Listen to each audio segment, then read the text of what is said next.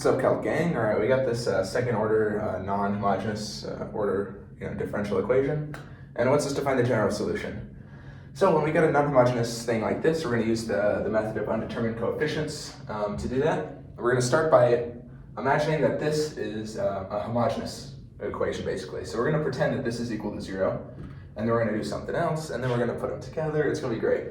So let's start by thinking that this is equal to 0. So if you made it this far, you know that it's going to be something like this. So we're going to say y is equal to e to the rt, and then we're going to just take the differentiate that, and it's going to end up being r squared minus r minus 2 is equal to 0.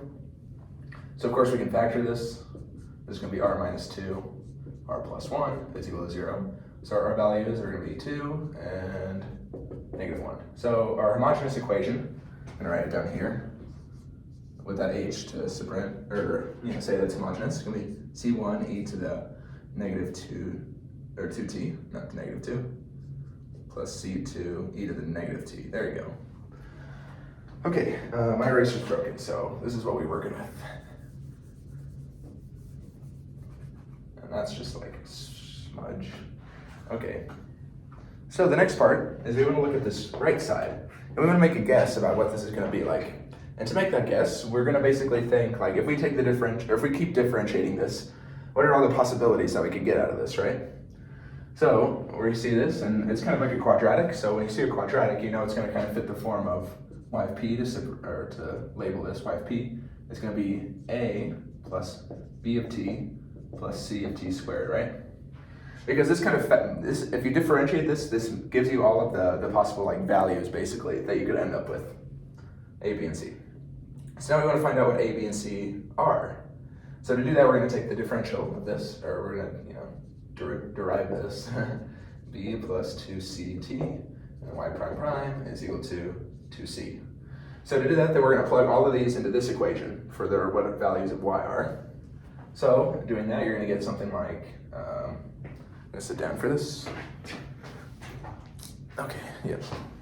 So you're gonna get like 2c minus b minus 2ct minus 2a minus 2bt minus 2ct squared is equal to negative 2t plus 4t squared. Okay, now we have like a lot of unknowns in here, and it's gonna be hard to find them.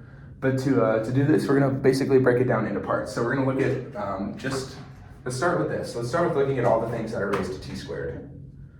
So to do that, we got negative 2ct squared, and then we got on the other side plus 4t squared. Of course, the t squared is going to cancel. That's going to move over. Or I mean, that's not a plus. This is equal to. Okay, so of course, we're going to move over, and then this negative 2 is going to be divided, so c is going to be equal to negative 2. So we got one thing. Now let's look at all the things that are raised to just the regular t. So for that, you got negative 2ct minus 2bt is equal to negative 2t. Okay, negative 2's are going to cancel. The t's are going to cancel. And they're going to be c plus b is equal to 1. We got c is equal to negative 2, so that's going to get added over. So b is going to be equal to 3 now. Okay, now all we need to do is find a. To find a, we're just going to look at all the ones that are raised to the single power. So 1. All right, so we got 2c minus b minus 2a is equal to 0. Okay, so plug in what we know. It's going to be negative 4. Minus 3 is minus 2a is equal to 0. Okay, so move that over. So negative 2a is equal to 7. So then a is equal to negative 7 over 2. Okay, so we got our three constants now. So we can basically say our equation, y of p, is the same thing as that up there, just with all of our values plugged in. So negative 7 over 2 plus b of t, so 3t, and then minus 2ct squared. Okay, so we got y of p and we got y of h. Now, if we want to just find y, this sucks a little bit.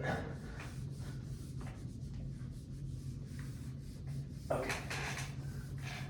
They did not bless me with a good eraser. Okay.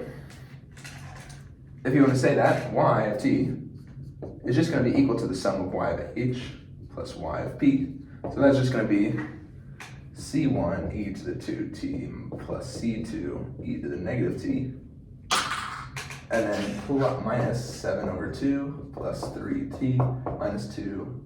Why did I put a c here? Yeah, that was right, yeah.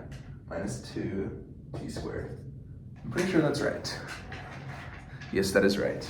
Nice job. Okay, so there's your general equation.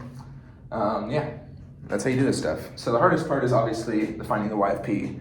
It gets harder too, so just stick around and watch some more videos if you're having trouble with this stuff, and yeah, calculating out. So good luck on your differential equations homework, guys.